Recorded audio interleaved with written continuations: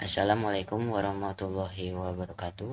Perkenalkan, nama saya Octavianus Reinhardt dari kelas 11 TKJ 2. Pada kesempatan kali ini saya akan menjelaskan tentang komponen biotik dan abiotik.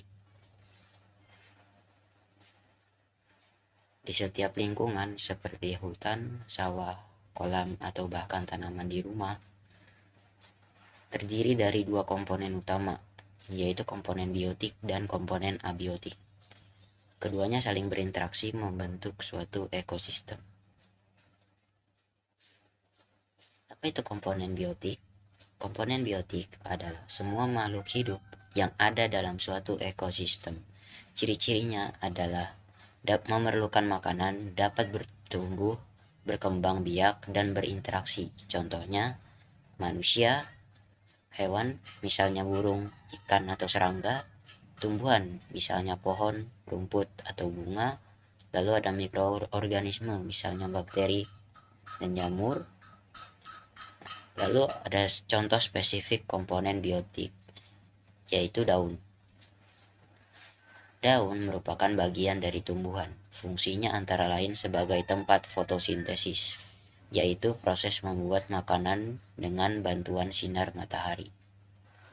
Daun juga dapat menjadi sumber makanan bagi hewan seperti ulat atau kambing.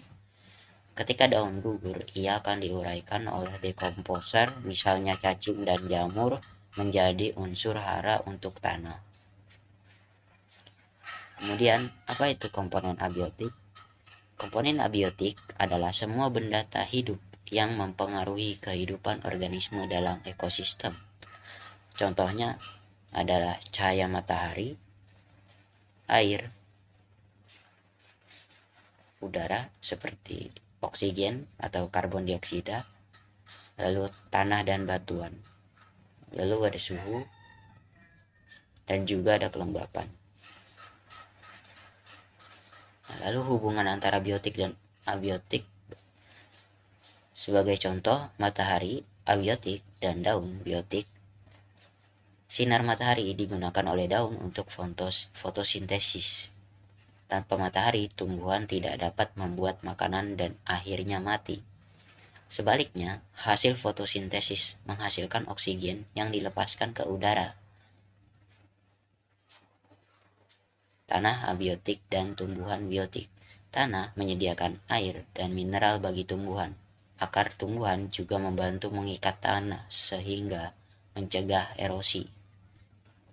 Lalu contoh dalam lingkungan sekitar, untuk biotik itu ada rumput, bunga sepatu, pohon mangga, semut yang berjalan di tanah, kupu-kupu yang hinggap, kucing yang sedang tidur di teras, burung yang berkicau, cacing di dalam tanah, dan jamur yang tumbuh di batang kayu yang lembab.